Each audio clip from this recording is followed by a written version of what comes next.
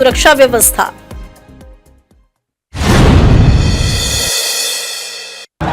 અને હવે જોઈશું સમાચાર વિસ્તારથી।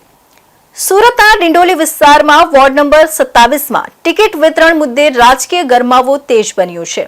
પાટીદાર અને ઉત્તર ગુજરાતના સમાજના લોકોને ટિકિટ ન મળતા ભારે નારાજગી જોવા મળી રહી છે। સ્થાનિક અગ્રણીઓએ બેઠક બોલાવી પક્ષ સામે નારાજગી વ્યક્ત કરી છે અને જરૂરી હોય તો અન્ય પક્ષ તરફ વળવાની ચીમકી પણ ઉચ્ચારી છે। સુરત મહાનગરપાલિકાની આવનારી સ્થાનિક સ્વરાજ્યની ચૂંટણીને લઈને રાજકીય ગરમાવો દિવસે દિવસે વધી રહ્યો છે। આ વચ્ચે વોર્ડ નંબર 27ના ડિંડોલી વિસ્તારમાં ટિકિટ વિતરણ મુદ્દે લોકોમાં ભારે નારાજગી જોવા મળી રહી છે। માહિતી મુજબ ડિંડોલી વિસ્તારમાં છેલ્લા અંદાજે 15 વર્ષથી પાટીદાર તેમજ ઉત્તર ગુજરાતના લોકો મોટી સંખ્યામાં વસવાટ કરે છે। આ સમુદાયના લોકો લાંબા સમયથી રાજકીય પ્રતિનિધિત્વની માંગ કરી રહ્યા છે।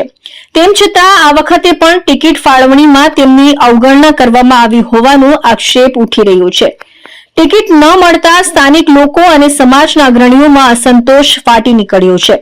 આ મુદ્દે એક મહત્વપૂર્ણ બેઠક યોજાઈ હતી, જેમાં મોટી સંખ્યામાં સમાજના આગેવાનો હાજર રહ્યા હતા। બેઠક દરમિયાન ટિકિટ વિતરણમાં થયેલી અવગણનાને લઈને ઉગ્ર ચર્ચા થઈ હતી। સ્થાનિક અગ્રણીઓએ જણાવ્યું હતું કે જો ભાજપ પક્ષ તરફથી યોગ્ય પ્રતિનિધિત્વ ન અપાય તો અન્ય રાજકીય પક્ષ તરફ વળવાની મજબૂરી ઊભી થઈ શકે છે। આ નિવેદનથી રાજકીય વર્તુળોમાં ચર્ચાનો વિષય બન્યો છે।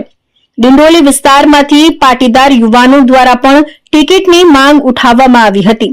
તેમ છતાં પાર્ટી દ્વારા તેમની માંગ પર યોગ્ય ધ્યાન આપવામાં આવ્યું નથી તેવી ફરિયાદ ઉઠી રહી છે। મારું નામ રાજુભાઈ પટેલ। અહીંયા જે કોર્પોરેટરો હતા એ આ વિસ્તારના તો છે જ નહીં, અને છતાં ચૂંટાઈને પછી 5 વર્ષ સુધી અહીંયા કોઈ જોવા માટે આવતું નથી, એટલે કોર્પોરેટરો અહીંયા સંતોષકારક સેવા બજાવી શકતા નથી, એનો પણ ભારે ભારે રોષ છે।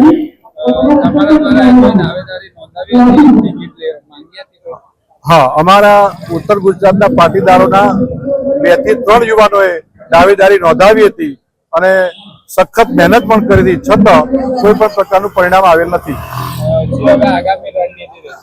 આગામી રણનીતિમાં લગભગ પાટીદાર આખો વિસ્તાર એક થશે અને કંઈક એવો નિર્ણય કરશે કે ભાજપની વિરુદ્ધમાં મતદાન કરવા માટે મજબૂર થશે। બીજી તરફ પાર્ટી સૂત્રોનું કહેવું છે કે ટિકિટ ફાળવણીમાં કોઈ પણ પ્રકારની અવગણના કરવામાં આવતી નથી અને પક્ષ દ્વારા સંગઠન તથા જીતની સંભાવનાને ધ્યાનમાં રાખીને ઉમેદવારો પસંદ કરવામાં આવ્યા છે। આ સમગ્ર મામલે ડિંડોલી વિસ્તારમાં રાજકીય ઉથલપાથલ જોવા મળી રહી છે અને આવનારા દિવસોમાં આ મુદ્દો વધુ ગરમાય તેવી શક્યતા વ્યક્ત કરવામાં આવી રહી છે। સુરત સાયબર ક્રાઇમ સેલને મોટી સફળતા મળી છે। ફોરેક્સ ટ્રેડિંગમાં